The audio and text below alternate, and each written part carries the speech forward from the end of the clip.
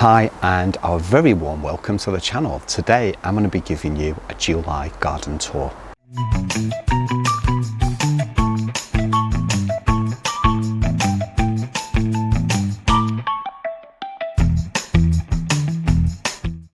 I'm going to start the garden tour first of all with the summer house. I'm not going to take you inside for obvious reasons. It's beautiful inside, but there's still a lot of work to do.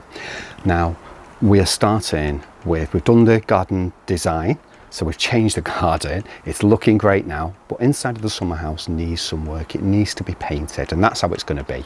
It's going to be painted. It's going to be a relaxing space with a nice seating area inside. But that's a project to keep an eye on, so we'll keep you posted with that. But it's going to be amazing when it's done. The outside's been painted. It just wants a bit of touching up doing, but it is so much better already. It looks great, and it's looking after the wood as well. This is a thing, when you have wood in the garden, you need, whether it be fence panels, whether it be a summer house, whether it to be, whether it's a wooden seat, you really need to take care of it if you want it to last, okay? You cannot just leave things. You need to look after the wood, treat it well, and it will reward you with many years of grateful service. Now, over to this area. This is our latest little area that we've done. It's a relaxing space, okay? Before the chair was here, okay, there was nothing there but pots, and it was really an area that was relatively unloved until now. With this special seat, and this was not that expensive at all, it's a nice relaxing space.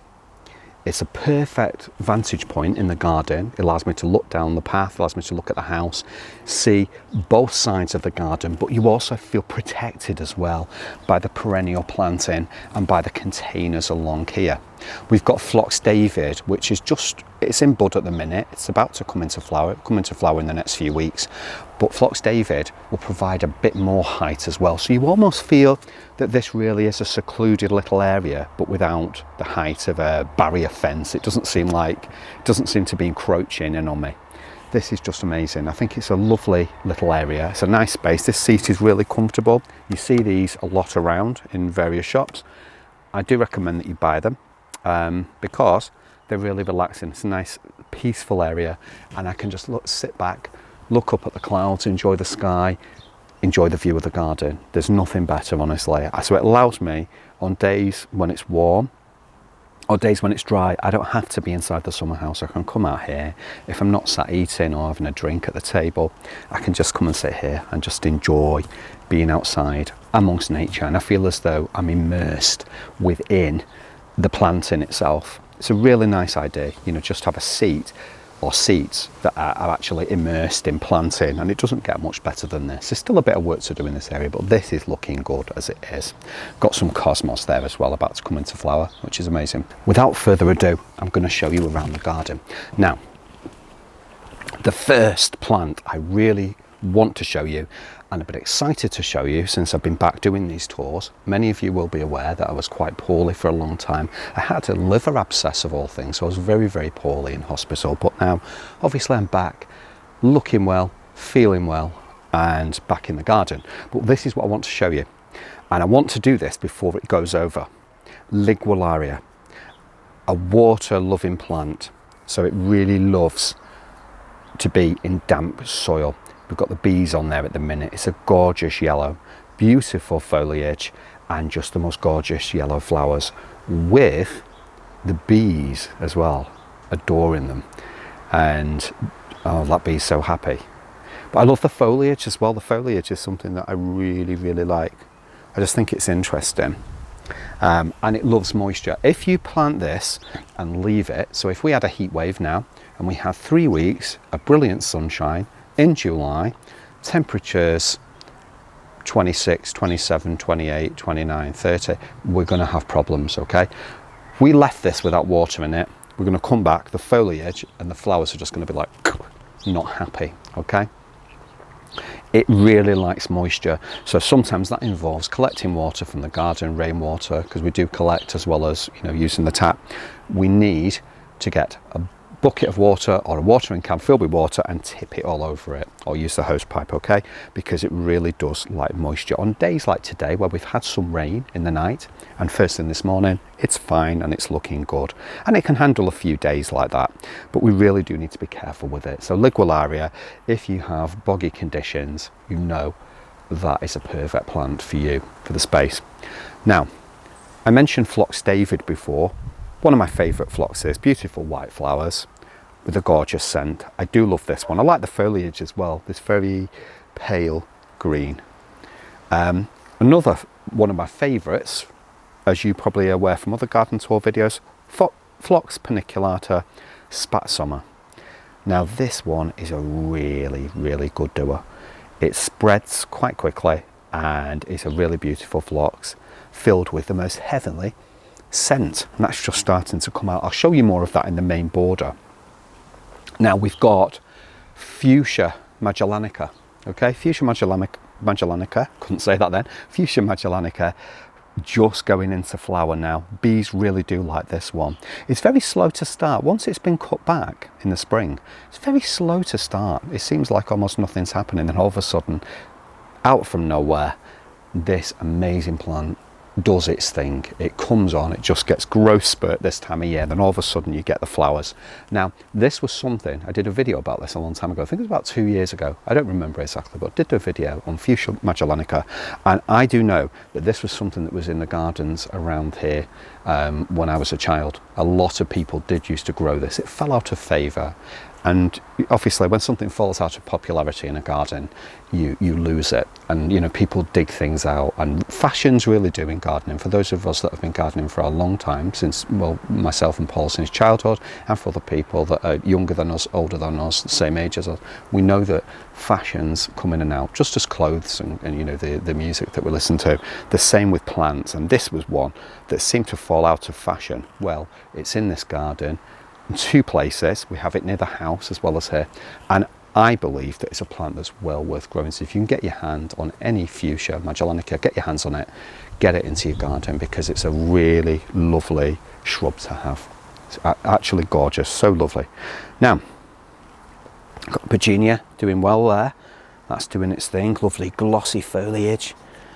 Come across and I will show you this beautiful Agastache. And it's this one's called Little Adder. I think there was once one called Black Adder that we had in Sheffield. We used to grow that in Sheffield. This is Little Adder, and it's a really beautiful, lovely blue. I love the foliage as well, but those blue flowers are well worth it. Again, incidentally, the bees absolutely love this. I love the scent from the foliage as well. If you happen to rub against it, walk past it, or just touch the foliage, just look at that. This one's Little Adder, perfect height, and is lovely grown in a pot as well. Echinacea, doing really, really well. If I remember correctly, this is Echinacea purpurea Magnus. Magnus is a really, really nice plant to grow. It's beautiful. It's just about to flower now, just coming into flower. The flowers will be gorgeous and will get much better than how you see them now. Once the petals begin to open, form and open, this will look amazing. It will be so beautiful in the garden. Honestly, it really will. It's a good one to have, and we've had this one for a while now, but I think it's doing better this year. It seems slightly taller. Does seem slightly taller this year, and you know I like my tallies, as is the Verbena as well. Speaking of tall and slender, we have Verbena Purple Elegance. So Verbena bonariensis, Purple Elegance, and as you can see, it really does live up to its name. I like this plant. I love Verbena bonariensis. So tall, so slender, but also at the same time, these flowers. Now you will find that butterflies absolutely love getting nectar from these, as do the bees, but butterflies, there's nothing better than seeing butterflies enjoying themselves on this plant. I absolutely love it. So another one that we've been growing for a very long time, and it just does its thing, and it's beautiful amongst planting, because we've got Stipa tenuissima, the grass, beautiful grass, my favourite, Stipa tenuissima.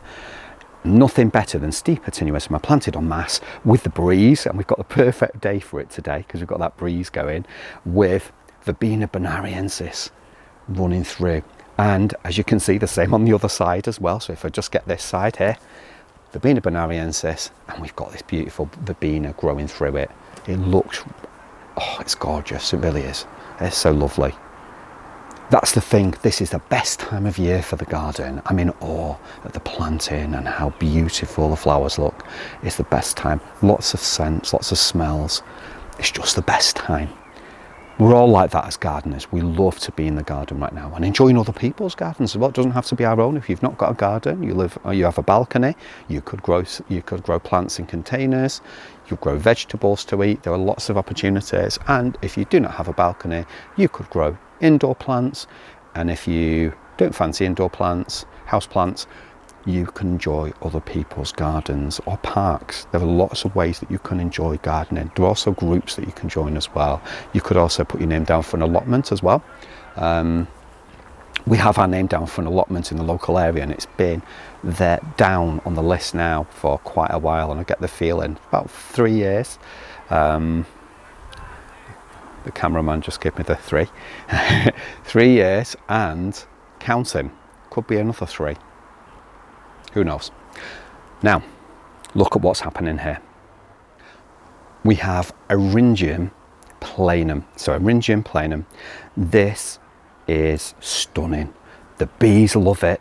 It's gorgeous. It really is as far as Eryngiums go. You know, this is a tolly as well. Just look at those flowers. They're so beautiful. And earlier it was just covered in bees. You can imagine with the colour as well how much the bees actually really do enjoy this. It's a really lovely plant to grow. It was good last year, but I don't know. I just think it's just better. I think there's more flowers. It could be my imagination, but I do think there's more flowers. And it's a really beautiful one to grow. This likes well-drained soil. It's not something that you would put in a boggy area. It loves well-drained soil. Look at the foliage. This is a sure teller of what a plant likes. Look at the foliage. It's quite thick. It's quite bulky. You know that is going to like dry conditions. It's not going to like to be damp all the time. The same as sedums do. Sedums can handle the drought as well. They've got big fleshy foliage, and that's how you can tell. Now, Penstemon Garnet, on the last video that I did, it was looking great, amazing. That's the colour, Penstemon Garnet. The flowers are going over now. They've been cut back as well, but lots more flowers will emerge from here. So shortly we'll be doing a video again, and in no time at all there'll be lots more flowers. Now this one is a stunner, a showstopper. It's Rudbeckia deamii, and it's, as you can see, the flower heads are on. It's about to flower. It will lead us right through the summer with these beautiful, cheery, daisy-like yellow flowers, and the bees will love it. And then into the autumn and winter, once the flowers fade, the petals fall, the beautiful, most stunning black seed heads that we can enjoy into the winter. They are such a structural plant. If you have Rudbeckia in the garden, you will know this. If you've not got it, please grow it. Rudbeckia deamii, it fares well against slugs. It's a really good variety to protect from the slugs. If you have an issue with slugs in the garden, deamii is your best one, and not goldstone. Goldstone seems to be, whenever we've grown it, obliterated. So this one never has a problem with slugs at all. Apart from last year, we had such a wet spring, the slugs decided they were going to obliterate it. But there you go. Most of the time we do not have an issue. We've been growing this plant for a very long time in previous gardens, and we've never had an issue. It's a really nice way to lead you through the summer and into the autumn and winter with those stunning seed heads, especially when the frost starts. You get those first frosts and you've got those black seed heads. The birds also enjoy the seed heads as well, so keep them on, not just for winter interest, but to feed the birds as well. Now, our favourite, Persicaria and amplexicaulis, Firetail. This is now at its peak. Look at those flowers opening. They are amazing. The bees love this one as well.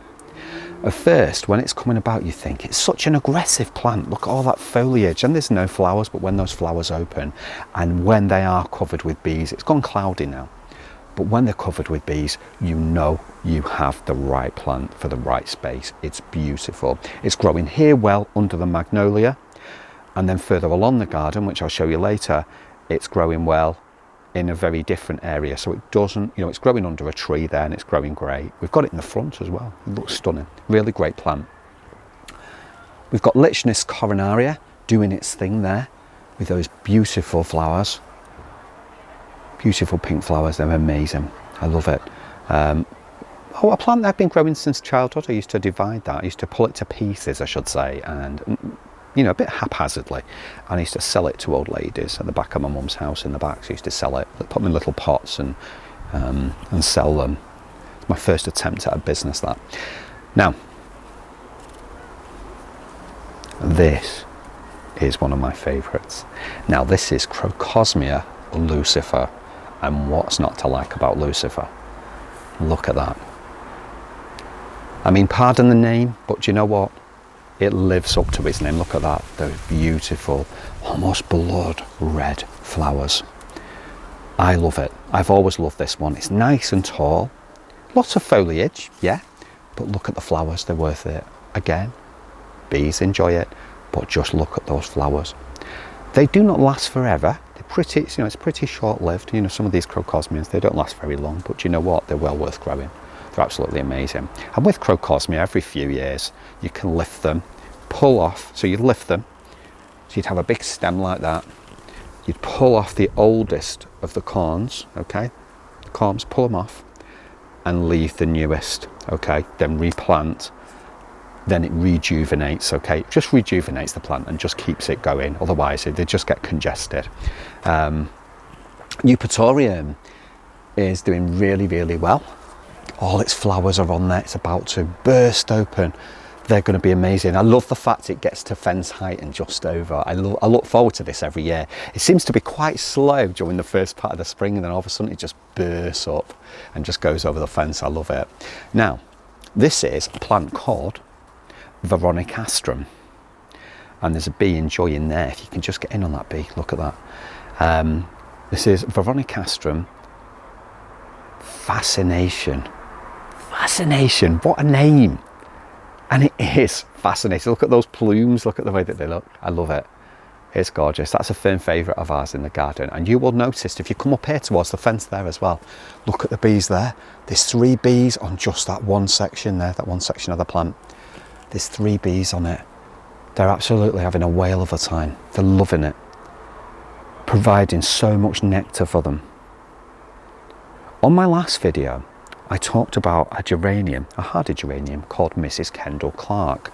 Now, Mrs. Kendall Clark is quite a thug. She's beautiful. She has the most gorgeous blue flowers, very pale blue, very high plant, very tall plant.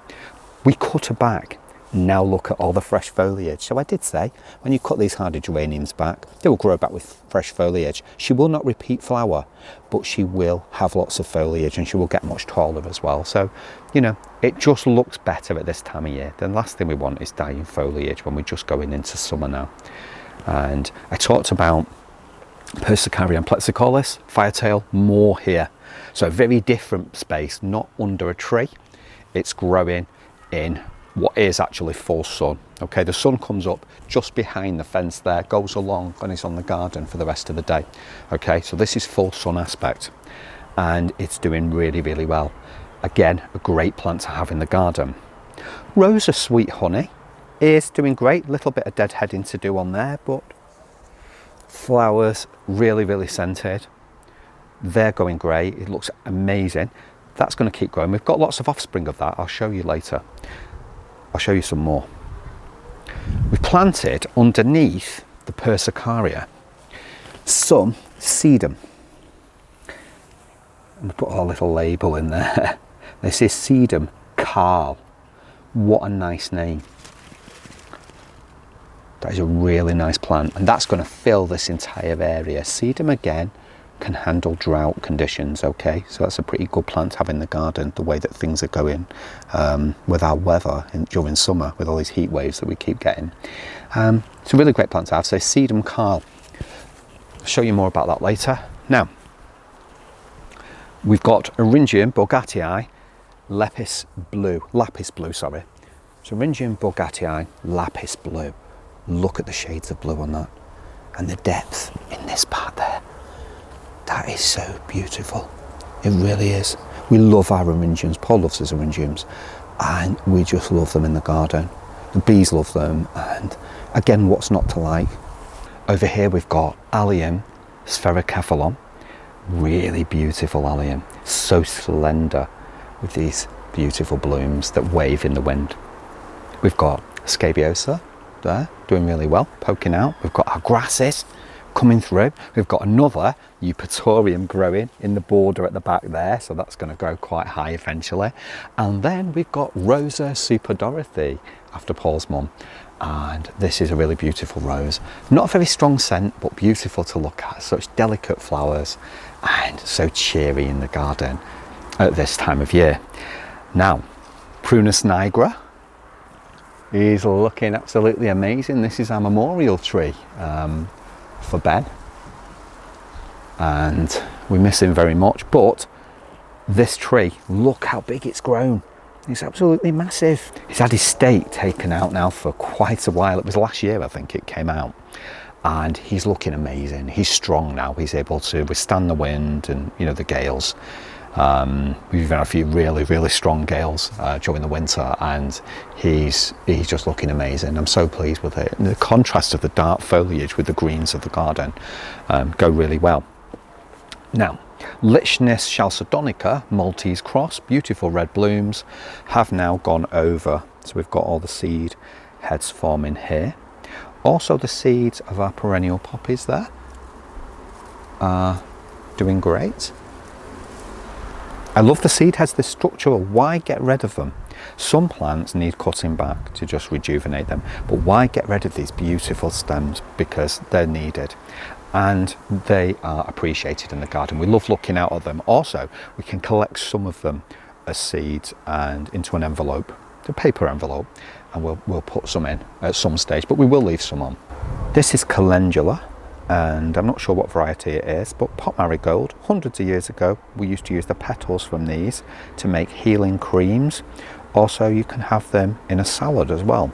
They're very tasty. You know, hundreds of years ago, they didn't have medicine as we do today, so we used to use a lot of this as healing creams, and they had other uses as well. We were a little behind with our sweet peas this year, but not to worry. All of a sudden, they've started to come on. Things are getting stronger. They're growing by the minute. And what we do is grow them in these pots. So they're on a table, safe, growing. So the slugs can no longer wish to eat them because they're quite strong. The plants are strong and tall.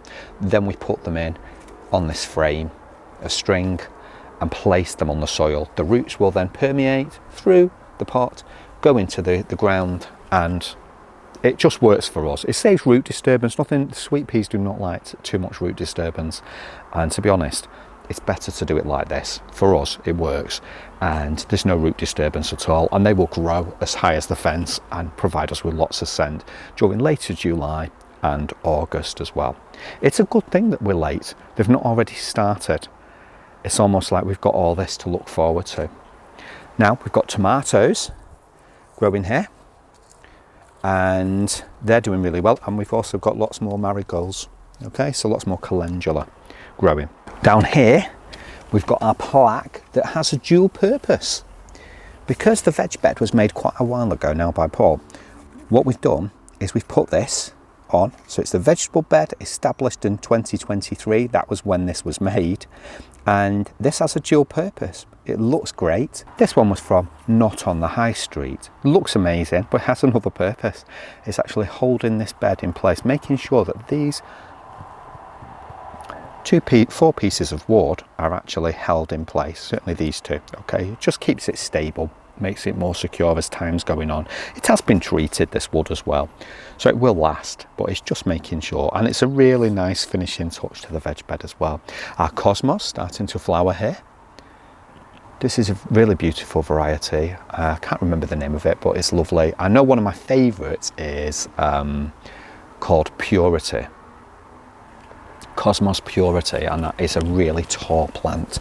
These are much smaller, but which is probably better really, because Cosmos Purity can just go everywhere. It's very tall, but I do like it. More Veronicastrum here. Again, the bees adoring it, they're absolutely loving it. Our sorbus tree there. I've just noticed a dead stem in there, that needs to be taken out, but lots of berries. These will turn a beautiful orange colour in the autumn, quite autumnal and great for Halloween as well, for those of us that celebrate Halloween.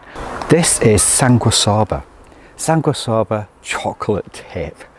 It's a really lovely one. I get the feeling next year it'll grow much taller, but this year it's doing great as well. I love it. Next to this we have some Lychnis, and this one's called Lychnis Firecracker. Just look at the dark foliage, and then you've got those lovely flowers, lovely yellow flowers. What a contrast! What a contrast! We've got some lovely grasses here. This one is Melinia Edith Dudzus. I'm not sure how you say that last bit, but it's Melinia, and it's a really lovely plant. I love it. We love our grasses, and it's just great to have them as part of the new borders.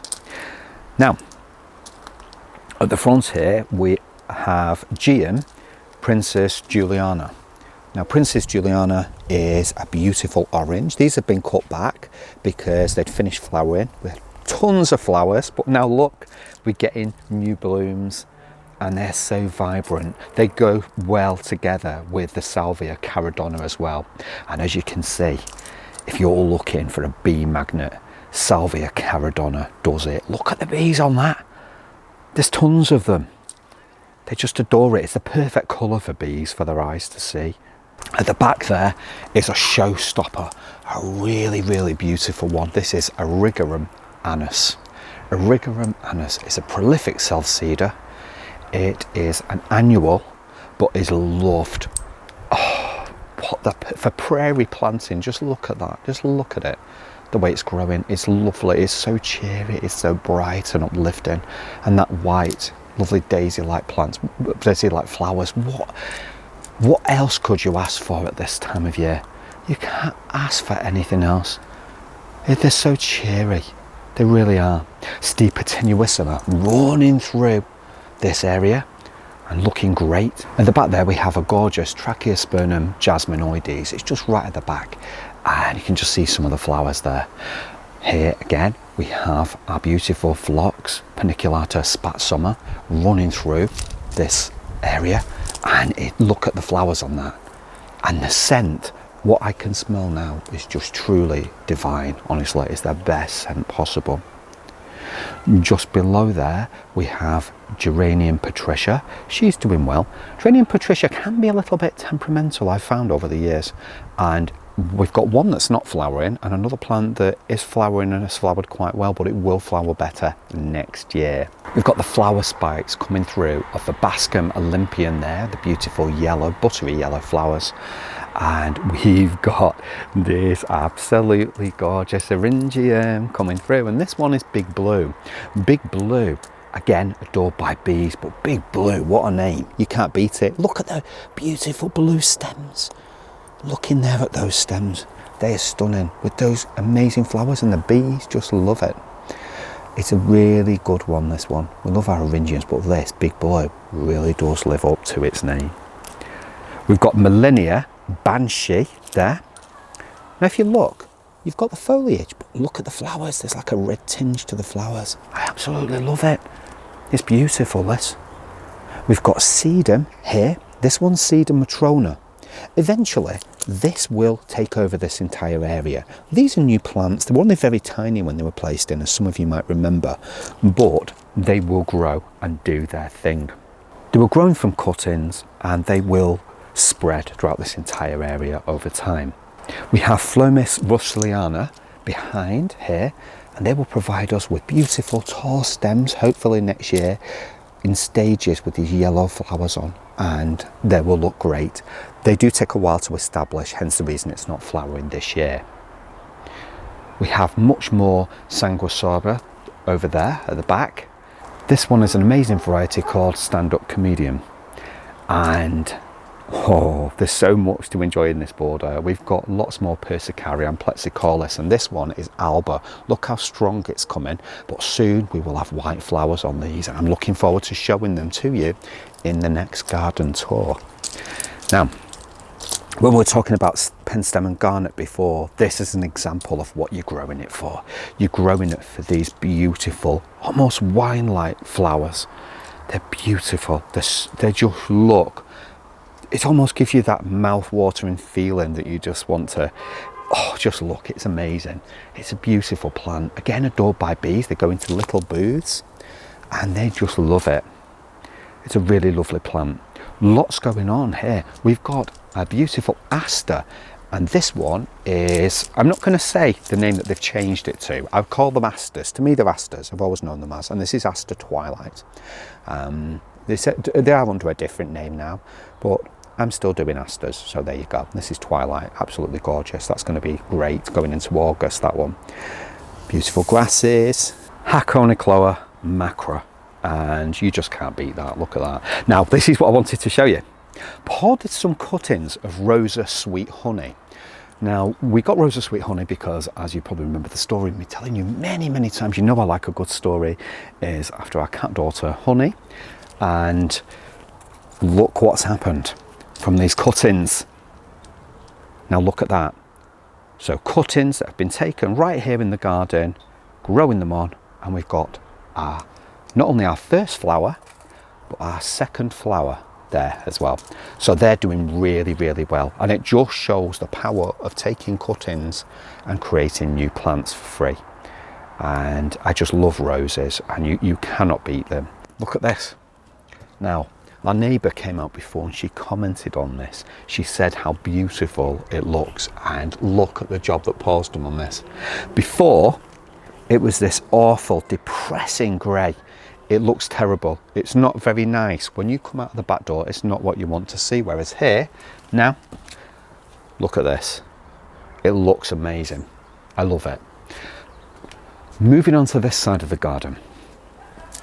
You probably remember on the last video, when I was talking about perennials and deadheading, that I did take out one of the digitalis of foxgloves, okay? I left these in to let them finish flowering. I love digitalis because you have tall stems, tall slender stems with these beautiful flowers on it. The bees go inside these little booths and make that buzzing sound. Beautiful sound. I love seeing the bees happy in there. We've got some digitalis that are going to be ready to flower next year, but some of these that are finished flowering will be pulled out and replanted with others. There's also some gone in there. So if you look, we've got lots of digitalis in ready for next year now. They'll come up for next year and flower next year. Now, digitalis are biennial, okay? So the first year, they look a bit like this, like these did. Then they will form a rosette, okay? The second year, these flower spikes will come up, okay? And they will flower, they will set seed, and then they will die. Now, Persicaria and amplexicaulis, Firetail, more in this border. It's looking good over here. Seems to really, really like it. I do like what's going on there. Now, this digitalis has been a beauty. This one is Polka Dot Polly, and what a lovely name. But look at those flowers, almost like a really lovely apricot kind of colour. I love it. I do love those. This one is a short-lived perennial. It's not going to last, but we will do our best to keep it going. You may have noticed this border's been transformed. Paul's transformed it with this beautiful edging. Now this edging depends on the store that you go to. If you went to B&Q, you'd be probably charged a fortune for it, no offence, but you can get it in the cheaper stores. You can get it, I think you can get it in Home Bargains, sorry, and it's quite cheap. It's £2.99 per piece, and literally a piece is from here to here, okay? So that long, and it's £2.99 per piece. If you went to B&Q or some of the other stores I've seen this at as well, not just single and B&Q out, it costs a lot. £2.99 in Home Bargains, come on. We did a video about Home Bargains a while back and some of the fantastic products that they have.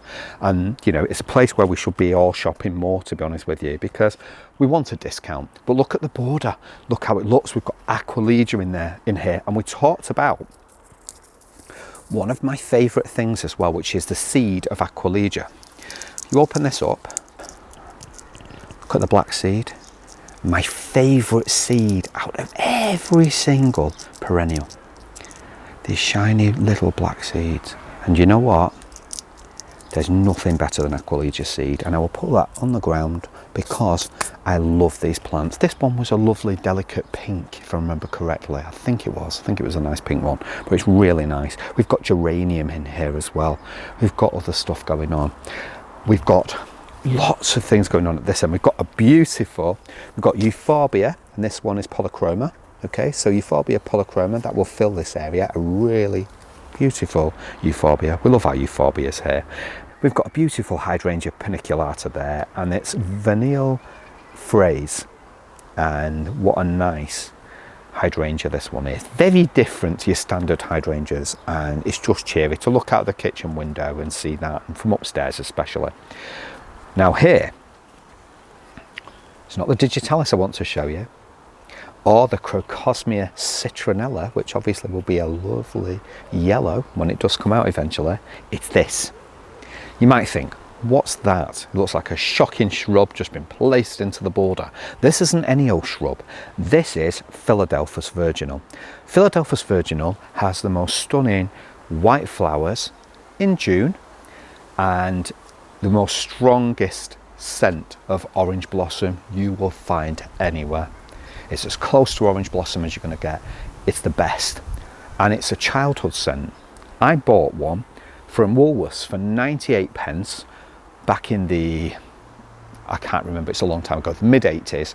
Placed it in Mum's garden. It's still going strong there, still flowering lovely. It's gone over now because we're in July, but this is a cutting that Paul took from that very shrub in Mum's garden. So this is offspring. And do you know what? I'm really looking forward to that flowering. Hopefully next year I will have some flowers on it. It's got some good growth there. It flowers on last year's growth. So if I think, oh, do you know what? I'm going to take this back now. I'm going to cut all these stems off and cut it right down. It's not going to flower for me next year. Okay, that's the way it works. Now, take a look at the pond from this angle.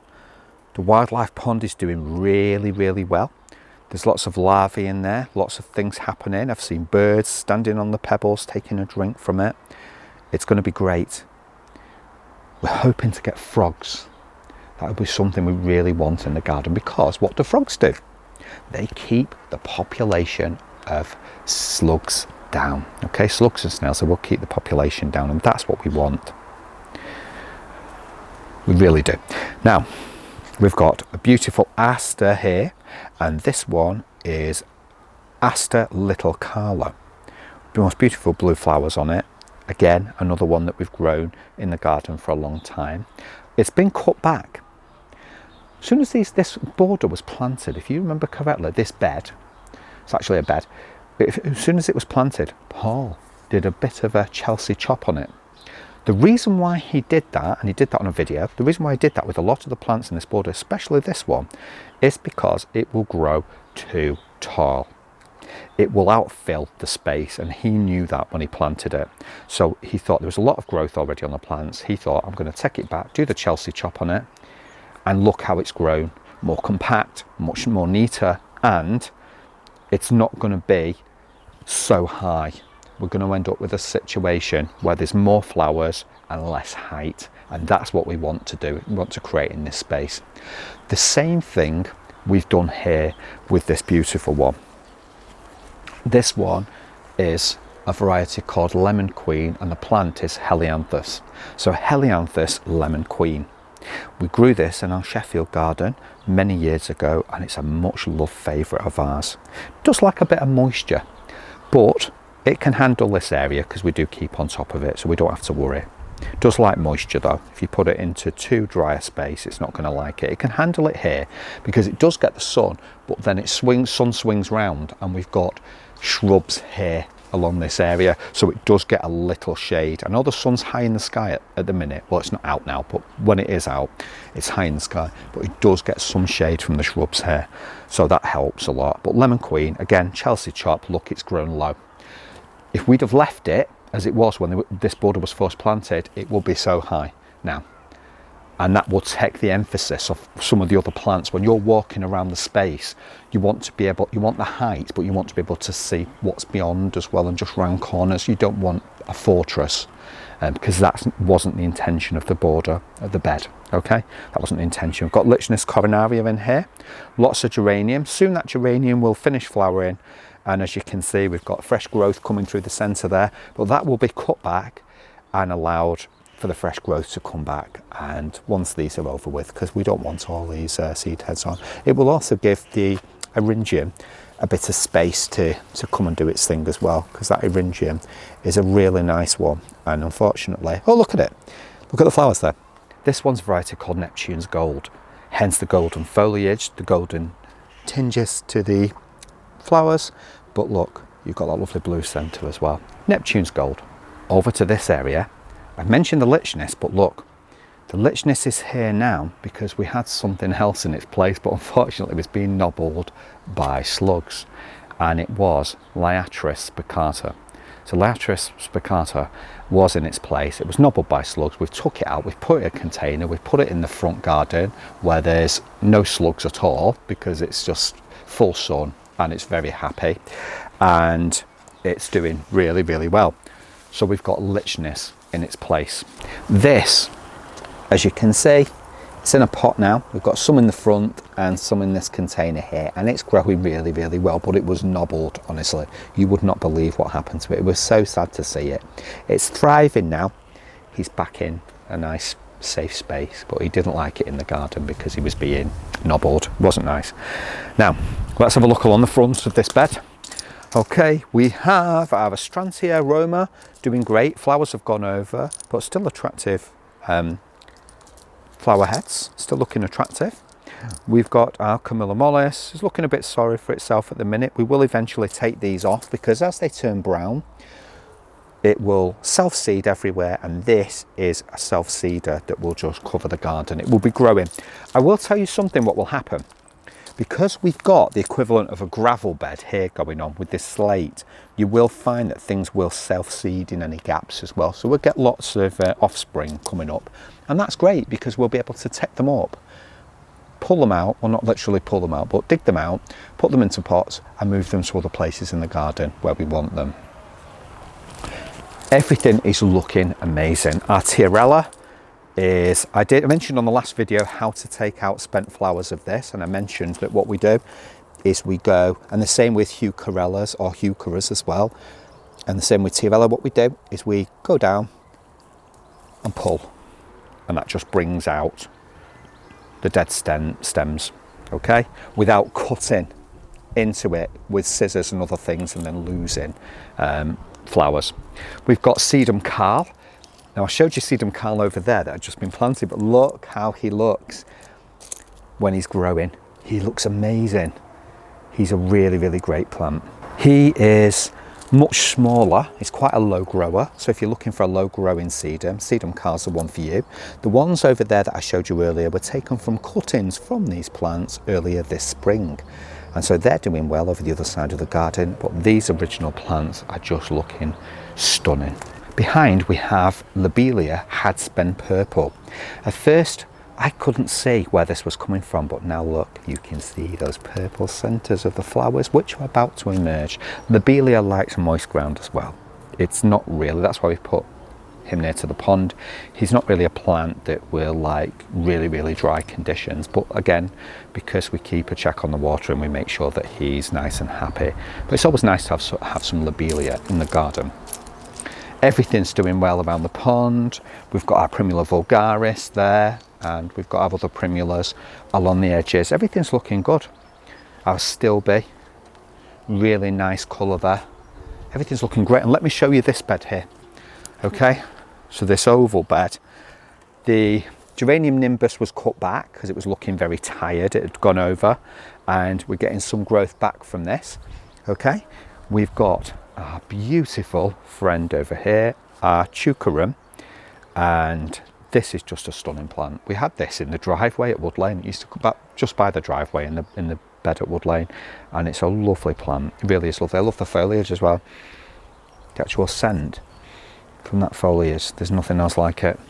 We've got our Eryngium Cobalt Star. This is one we used to grow in Sheffield as well. So Cobalt Star, Eryngium Cobalt Star, another really lovely one. It's gorgeous. And our apple tree, well, is going from strength to strength. He'll be so glad he's got his feet into the ground now. His roots are going down into the ground, and he'll be so happy to be in there. After being in a very small container for quite a long time, he'll be glad to be in there. I did want to show you the jasmine. This has been here for many, many years.